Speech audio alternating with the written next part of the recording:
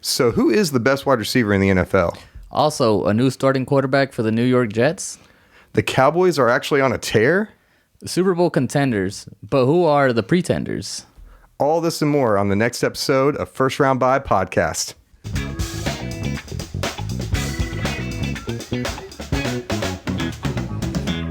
What is going on, ladies and gentlemen? Jose here at the First Round Bye Podcast, accompanied by my boy, Mr. Soss. What is up, one and all? It is finally time. It is the biggest episode of our young careers. It is episode number 50. It sounds weird saying that. It sounds weird. I can't believe that we got to this point. But as you guys can tell, Jose's back. Hey, where's the clapping noises at? Oh, man. Not that one. There we go. Hey, thank you. It's good to be back. Before we get started, I would just like to apologize for being absent for so long. Just life has been life, I guess. I also went on the trip. Obviously, I'm back. Absolutely. Good to be back. Good to be here with my co-host, Mr. Sauceman. Glad to be talking football again. I have been keeping up, of course. But yeah, good to be. It's good to be back. Good. Episode 50. That's right. Good milestone. That's right. That is right.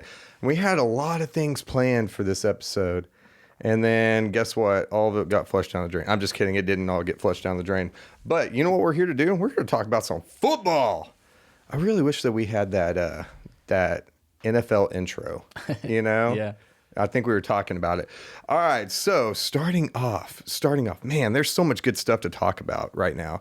So let's actually start things off because I know that you were just itching. As soon as I showed you that graphic, I know that you were itching about this one. All right, so I saw this morning on social media. I'm going to set the mood real quick. Saw this on social media this morning, and I thought it was incredible. The best wide receiver in the NFL right now.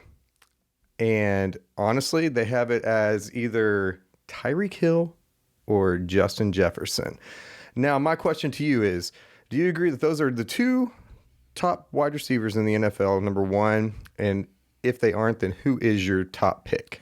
Great question, Mr. Sauceman. But here's the thing about the... Oh, I know you were just rearing to go. No. Here's the thing about the debate here is because a lot of people, they sit there and kind of, for example, last year, heck, even Justin Jefferson's rookie year, they were saying that he was like the top receiver in the league, this and that and the other. Oh, yeah. But that's the thing, though. In my opinion, you have to have consistency. Not just one year, not just 2 years, but now... So Justin Jefferson's in his third year now, and he's been consistently good. And he just broke Randy Moss's record for the most receiving yards in a 3-year span. So he's Dang, you have been watching football still, haven't you? Oh, of course. But he's on a historic pace right now. Justin Jefferson, like I said, he's continuing to consistently put up great numbers. And the thing, too, is he has Kirk Cousins as a quarterback, which no disrespect to Kirk Cousins, but he's also... mad disrespect to him. No. Kirk Cousins is playing phenomenal. I mean, they're what, 8-2? Yeah, that is true. I will say I'm not the biggest Kirk Cousins fan. I just don't trust him. I'm not either, but I'm just saying he's able to put those numbers up with Kirk Cousins. Right. Imagine had he had a Brady or a Mahomes or, a different quarterback, right? But, right. Justin Jefferson for sure I'd put in the top discussion as well as Tyreek Hill, and kind of like same scenario, man. He went from playing with Patrick Mahomes to going to Tua, noodle arm Tua, that everybody was deeming him. And Tua, he's making a lot of people eat their words. Yeah, he's been playing really great this year. Yeah. Honestly, he really has. Yeah.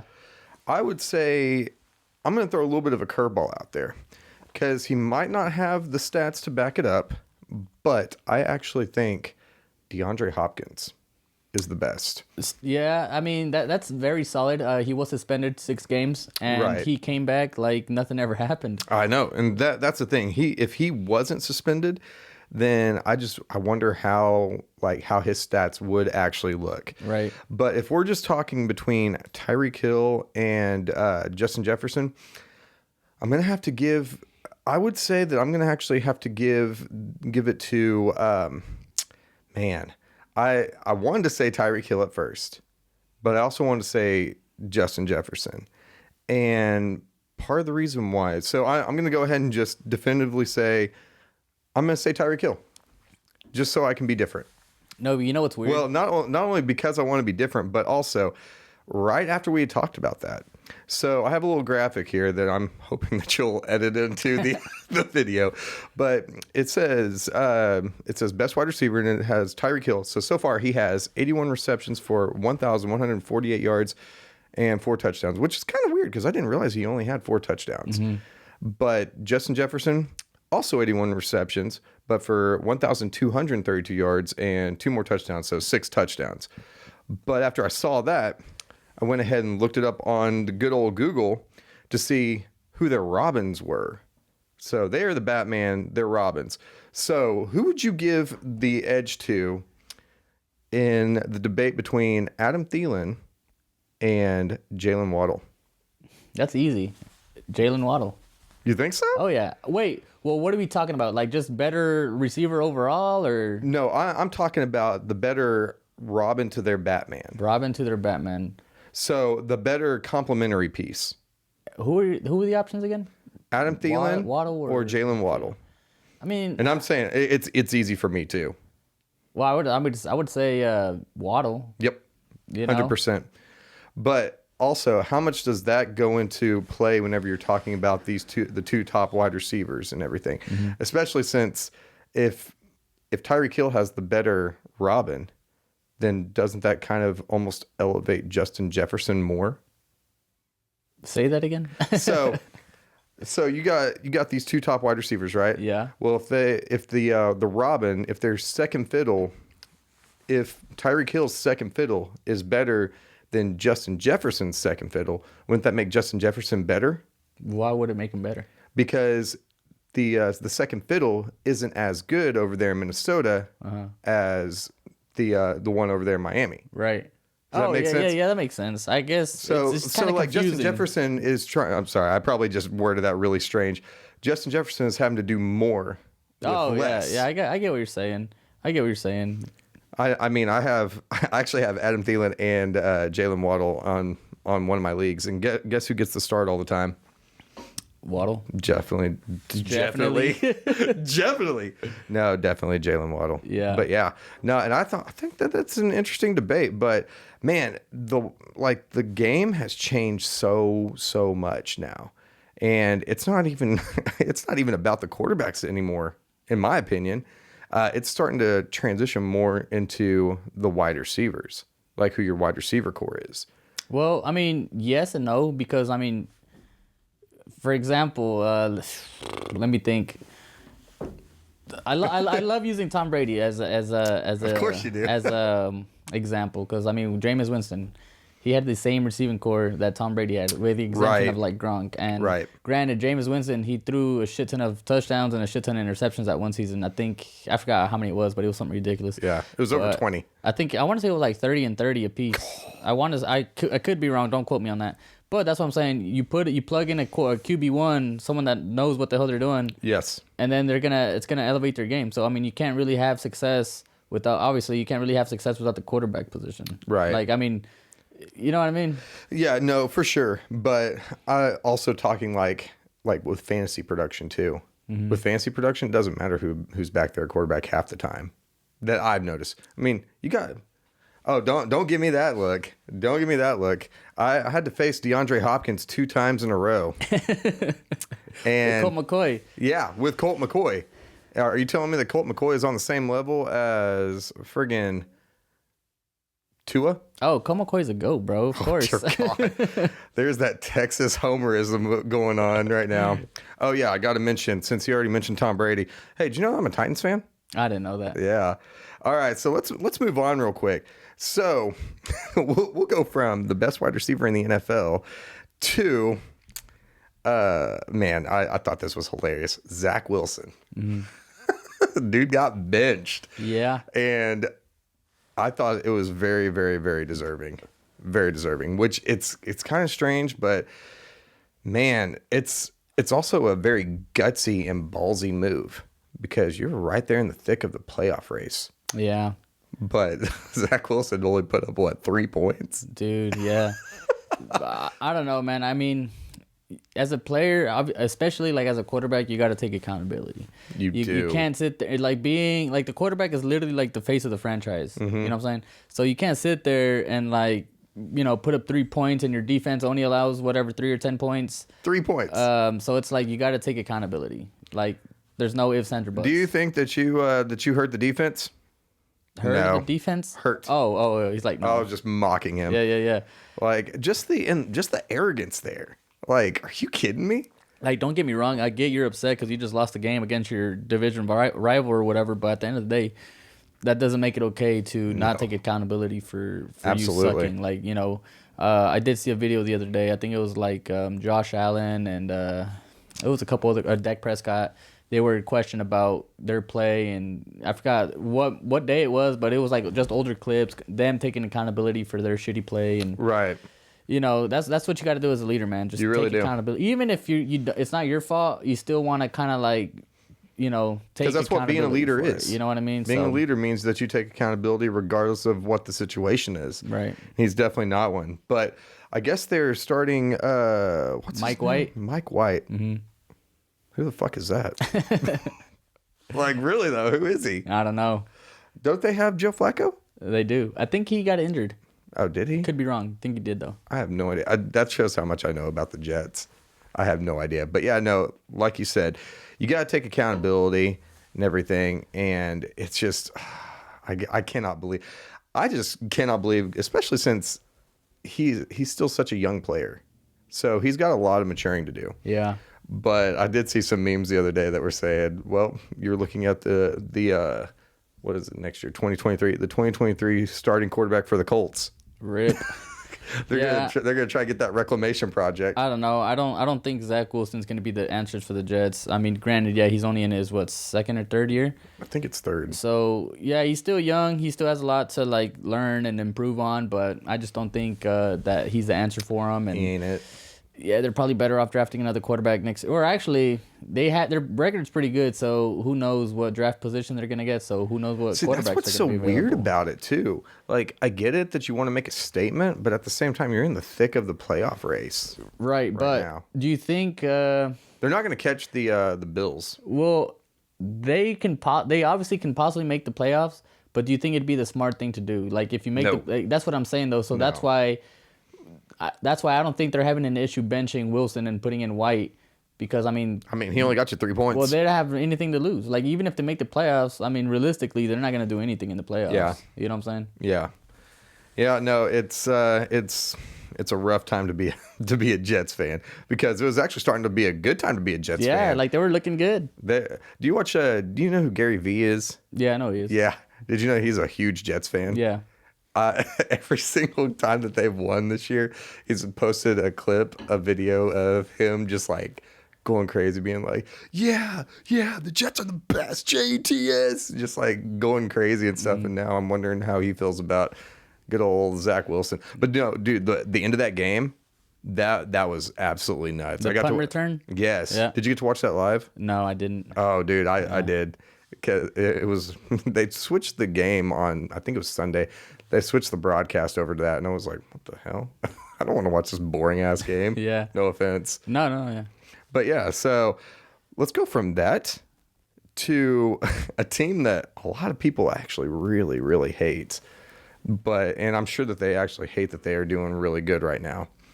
That would be the emotional up and down Dallas Cowboys. Mm-hmm. So they are on a tear right now, except for that loss to Green Bay. But that was, I don't even know what happened there. They screwed the pooch on it. That's what Jeez. That's what they did. But no, I thought that man, all the analysts and everything, all the talking heads, all you hear right now is just how Dallas is the best and everything. And well, how I feel like it's the same thing every year. I know. Literally.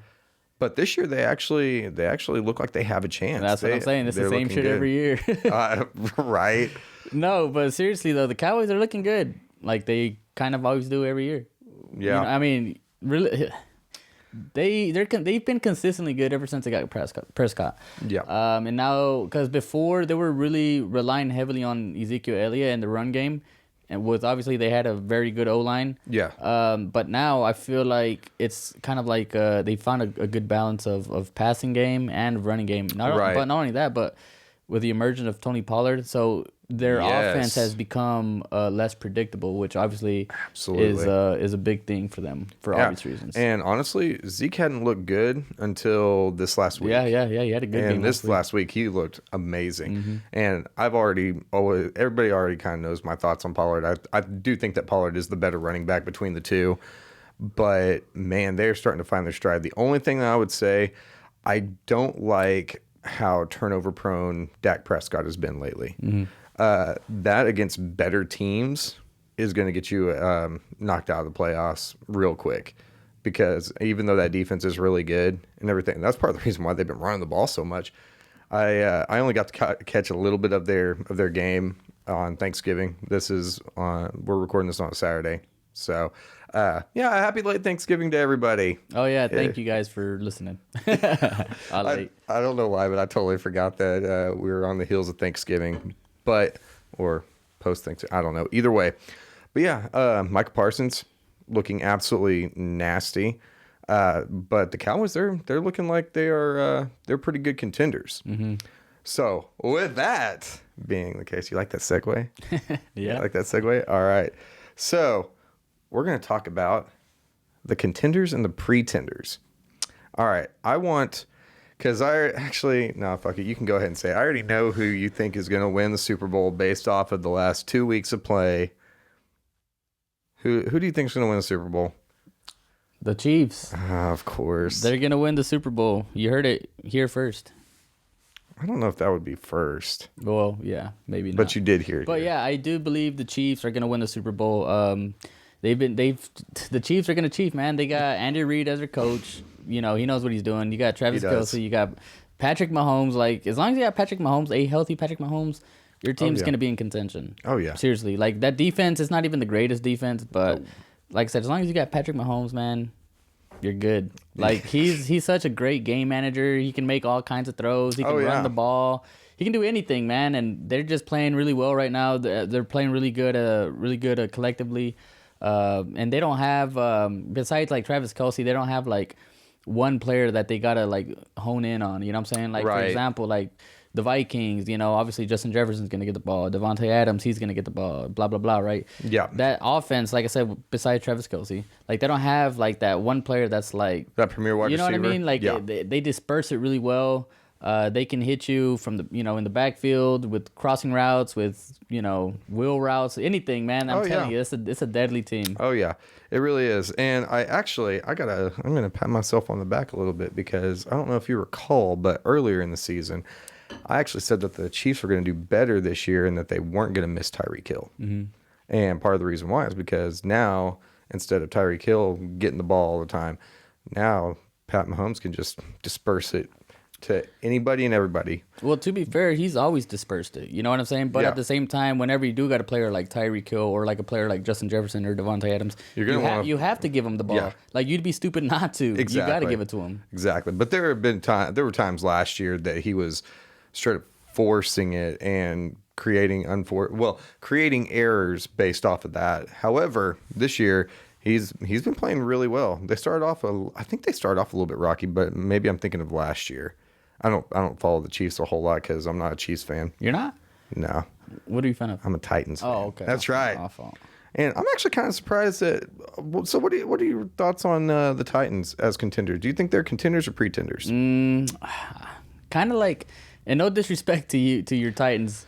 Here we go. But no, you know how like the Cowboys, how we just said the Cowboys, they look good every year, but it's the Cowboys. Like something's gonna go wrong. I feel like it's the Titans. They have their own aura, their own deal with like the Titans are gonna tighten, bro. They are. Like, I don't know. Like, they're a good team. Don't get me wrong, but I don't think they're gonna.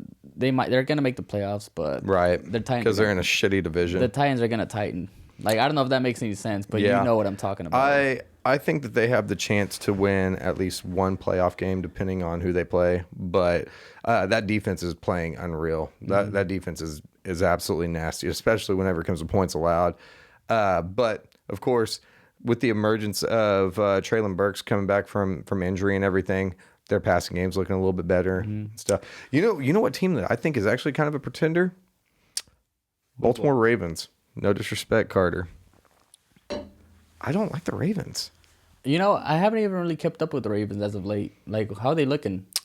They are squeaking out wins, but they are also giving up a bunch of like they're giving up the lead. Like in several games this year, I think I saw actually a graphic about it. They gave up like 3 games where they had like a 2 touchdown lead or something like that. I think that was like in the first half of the season because I do remember a lot of those games actually. Yeah. And Lamar Jackson he hasn't been putting up the same stats that he did at the beginning of the year and everything. So I feel like that team is only going to go as far as Lamar Jackson goes. And honestly, he hasn't been playing super, super great. He's my fantasy quarterback in Billy's league. And so I was this close to benching him just because of the fact that he hasn't been playing super well. Right. But they're still winning. So. But yeah, so those are the contenders and the pretenders. Do you have any other contenders or pretenders? I have a dark horse. Okay. And dark horse contender or pretender? Contender, because usually I'm not too high on this team because this team is usually the 49ers. Yes. The 49ers. They're a weird team. They are a weird team, and I was really disappointed whenever they benched Jimmy G for what's his name? Trey Lance. Trey Lance. I was really disappointed. I almost said Justin Fields. I don't like Trey Lance, and I really like Jimmy G. Like, yeah, he's not like he's not the flashiest. He's not the flashiest. He's a good game manager. But I don't know. Like, he's weird though, because I saw a stat the other day. I can't remember exactly what it was, but it was like Jimmy G is like 10-2 whenever he throws 0 touchdowns or some shit like that. That's like the definition of game manager. No, that's crazy though, isn't it? Yeah. Or it's I don't know what the exact stat was, but it was something crazy like that. But I don't know, like Jimmy G, like I don't know, it's just something about the guy. And it's not his looks, but it was a joke. You didn't laugh. But anyway, no, I don't know. Like he's a good player, man. I don't think he gets enough respect, man. Seriously. I can agree with that. Normally I wouldn't, but I can agree with that mostly because he's just like he's not super flashy, but he just manages the game well, and he gets the ball into the playmakers' hands. And man, they've got a lot of playmakers now. Oh yeah. Because they've got Brandon Ayuk, George Kittle, Christian McCaffrey. What's their running back? Other running back? Deebo Samuel, Elijah Mitchell. Deebo Samuel. Yeah, that's 5. Oh my gosh, yeah, they got a lot of talent. So, and they're starting to hit their stride. Yeah, and the defense is good too. That defense is it's been good for the last few years. I feel honestly, out the NFC, I would not be surprised if the 49ers came out of that division. I wouldn't be surprised either, honestly. One last thing before we get off of this topic. Eagles. I'm seeing them as pretenders. Man. Here's my main reasoning why.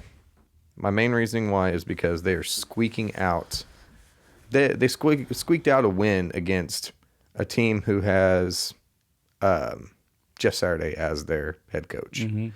Now, but the thing is, they didn't look good playing that game. They didn't look good. Well, that was after a week of getting beat by the Commanders too. Yeah, so they were kind of like in a funk, maybe. I don't know, but like they have a good offensive line. They got a good defensive line and everything. They just signed Ndamukong Suh. Yeah, and I can't remember who the other guy is on their D line that they signed. They signed someone else too. Yeah, but they signed those 2 guys, but yet they still. It took them all the way up to the final drive to beat the Colts, who are there. I think they're second in the AFC South, but they're not that great. Yeah, and then they lost to I wouldn't say a bad Commanders team, but not a great Commanders team. Yeah, and that's the thing too, though. Like, yeah, what's the record? Like 9-1. 9-1. Right. So it's the NFL, dude. Like, you're not gonna play your best game every week. Mm-hmm. Like, and a lot of people don't realize that. Like, for example, and I'm over here saying this, but I talk shit on the Eagles too.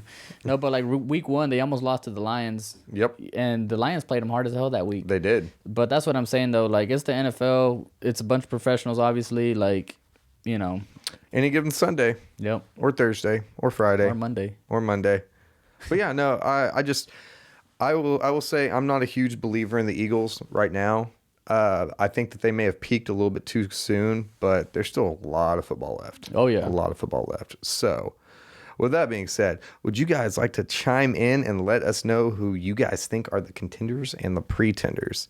And then let us know, who do you think is the best wide receiver in the NFL? You know, because our comment section is about as dry as Jose's phone. I'm just kidding. This guy.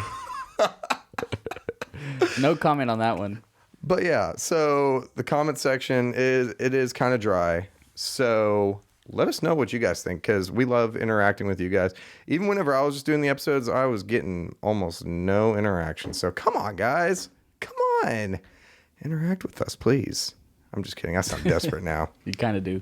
But anyway, Jose, do you have anything else for our lovely, lovely viewers? Episode 50. Again, thank you guys for tuning in, watching us, listening to us, whichever one you're doing. Really appreciate the support. I'm glad to be back.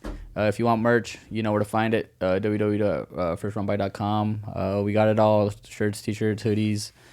We got Ripperooski shirts. Go snag one of those up. They're actually really cool, honestly. And but yeah, like I said, thank you guys for watching. Soss. Yeah, so we are on all the streaming platforms and everything. Be on the lookout, because after this episode, there's going to be a special giveaway coming up. So if you watch this far, please tune in for the next episode as well after this episode. But with that being said, check out firstroundbuy.com. Click that merch tab. Go over there and buy you something cool, because it's getting cold outside. Hoodies are dope. I'm wearing one. Jose couldn't be forced to wear his today because he's too cool for school. I can't believe I just said that. Anyway, we'll catch you guys in the next one. Peace.